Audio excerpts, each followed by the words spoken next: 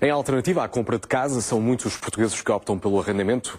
Muitas regras mudaram com a entrada em vigor da nova lei, ou seja, há agora uma maior rapidez quando é necessária uma ação de despejo por incumprimento. Foram ainda criadas regras de proteção para os mais carenciados, como idosos e deficientes, mas nem tudo é tão fácil como parece nesta nova lei.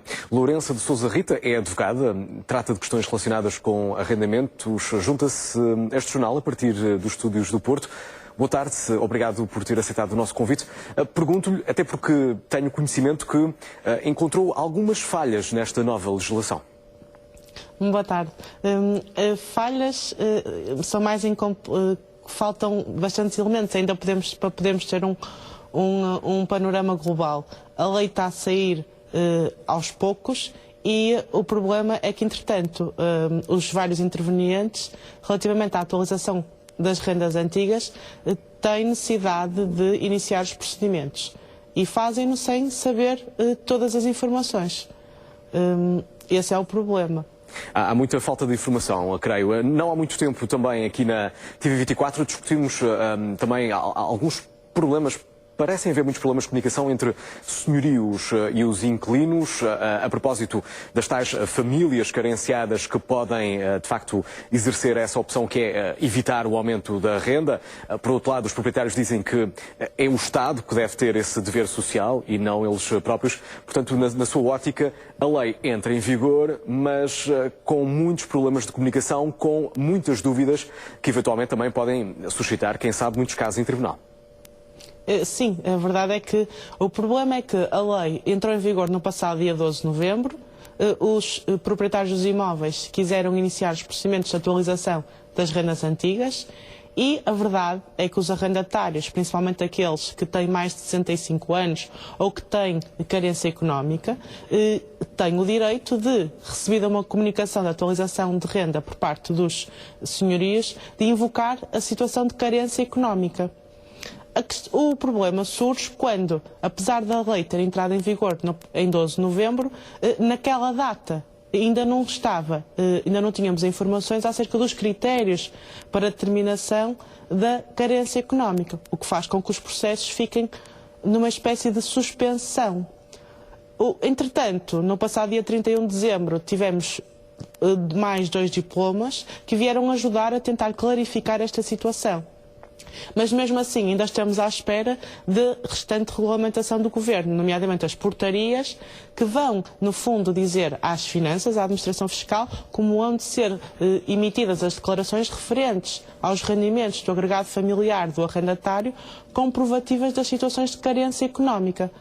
E essas só poderão estar disponíveis relativamente ao ano 2012, após a liquidação do IRS dos agregados familiares do referente ao ano 2012, o que apenas sucederá no segundo semestre deste ano. Exatamente, ou seja, não poderá haver à partida um aumento da renda logo a partir de janeiro. Mas a verdade, e nós temos, doutora, conhecimento de alguns casos, aumentos que com a anterior legislação tinham a ver com a inflação, agora a percentagem é bem superior. E os senhorios entendem aumentar a renda com o valor que entendem que é justo.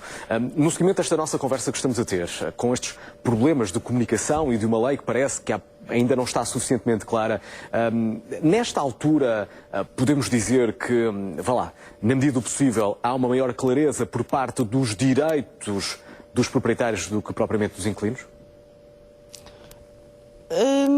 Não é uma questão de haver maior clareza, porque ainda falta legislação.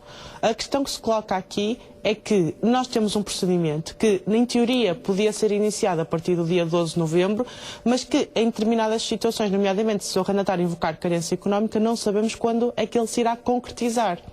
E o Governo, para tentar mitigar estes efeitos da legislação não sair toda ao mesmo tempo, tentou arranjar medidas que tentam restabelecer a justiça material desta situação, nomeadamente neste último diploma que saiu no passado dia 31 de dezembro, em que dizem que nos casos em que o arrendatário invocou carência económica e para o efeito prefere os rendimentos de 2012, por exemplo, quando vier a liquidação do IRS, tem 60 dias para comunicar ao senhorio.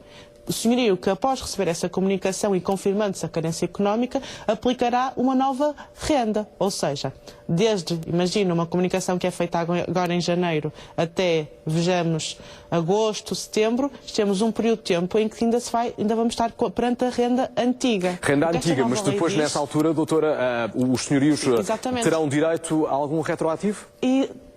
Exatamente. A lei falta em compensação pelo aumento do valor da renda. Ou seja, o que é que isto nos preocupa?